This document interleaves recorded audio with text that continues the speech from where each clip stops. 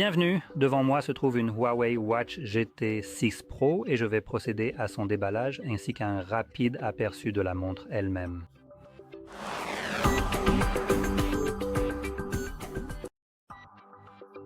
Alors ne perdons pas un instant de plus et commençons tout de suite cette présentation.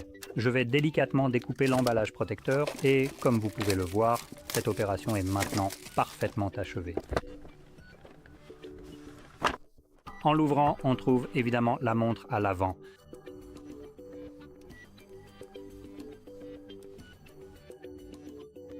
Et l'un des boutons devrait certainement permettre de l'allumer. Voyons un peu lequel en maintenant les deux boutons enfoncés. Allez, voilà, ça fonctionne parfaitement. Et voilà, c'est vraiment parfait. Maintenant, en dessous, on a le chargeur standard, une montre, un chargeur universel pour toutes les montres Huawei. C'est un chargeur magnétique, il suffit de le sortir. Voilà, une construction solide, vraiment solide comme vous pouvez le voir, donc aucun dommage à signaler. Il a aussi un certain poids. Les contacts magnétiques se fixent directement à la montre. Et oui, donc le chargeur. Et puis de l'autre côté, on trouve simplement la paperasse.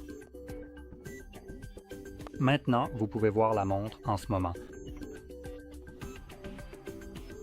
Maintenant, la version Pro offre un retour haptique légèrement meilleur.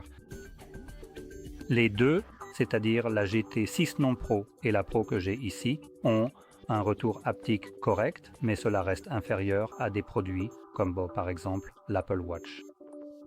Donc celle-ci, comme je l'ai aussi mentionné, a juste un retour optique légèrement meilleur que la 6 normale, donc c'est une amélioration. À part ça, l'écran semble à peu près identique, la forme aussi. Il y a en fait une légère différence, je ne sais pas pourquoi, mais celle-ci paraît en réalité plus grande.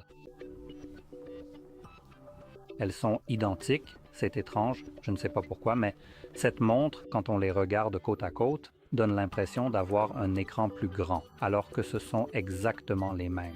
Donc c'est un peu bizarre.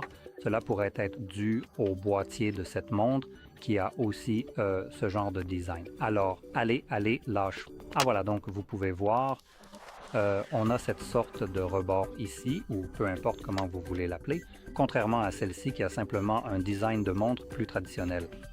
Vous pouvez tout simplement y mettre n'importe quel type de bracelet très facilement.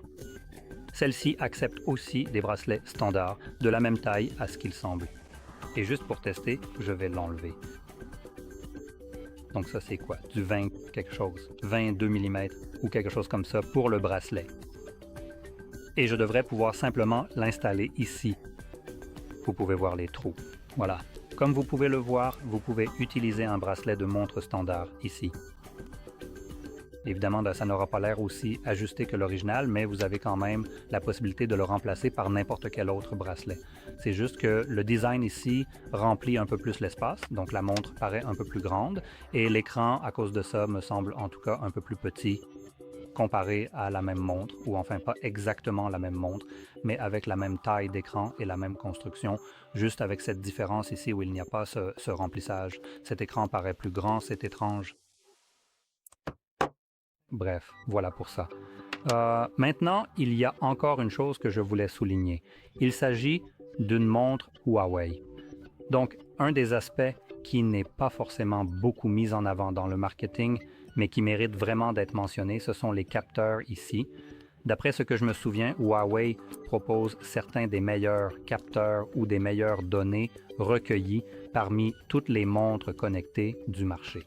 Ça surpasse des choses comme par exemple les Apple Watch, les Garmin et d'autres du genre. Donc quand on considère que ces appareils, ces montres Huawei, sont moins chers, par exemple, que des trucs comme Garmin qui vous font payer le prix fort pour leur fiabilité sans pour autant offrir un suivi de données fiable, c'est juste une situation qui me laisse perplexe. Je ne comprends pas comment ils arrivent à vendre ça. Maintenant, je voulais dire, je suppose qu'il y a un point. Les Garmin ont une meilleure autonomie que celle-ci. C'est, à toutes fins utiles, une véritable montre connectée avec des applications et tout ce qui va avec.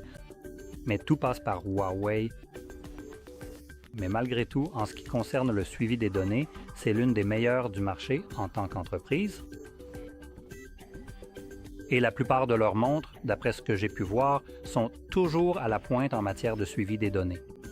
À quel point elles sont précises comparées à du matériel médical et à des dispositifs spécialement conçus pour ce suivi. Donc voilà, j'espère que vous avez trouvé cela très utile et si c'est le cas, n'oubliez pas de liker, de vous abonner et merci d'avoir regardé.